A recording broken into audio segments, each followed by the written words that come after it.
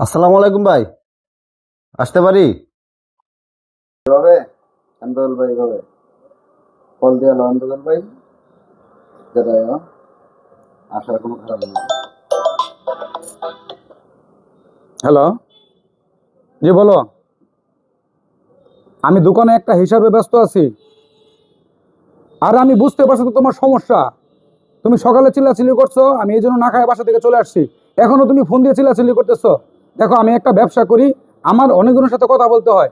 তুমি যদি এইভাবে আমাদের পেন দাও, আমি আর পারতেছি না, আমার পক্ষে অসম্ভব। ফোন রাখো।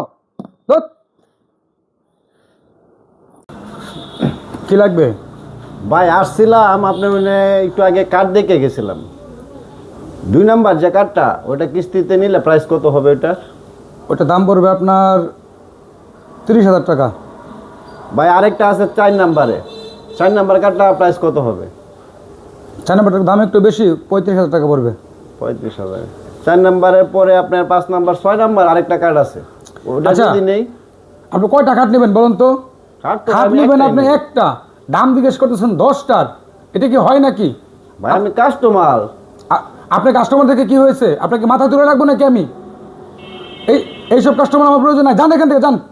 বেরো। কই থেকে আসে এইসব কাস্টমার? এমনিতে আমার মাথা ঠিক নাই।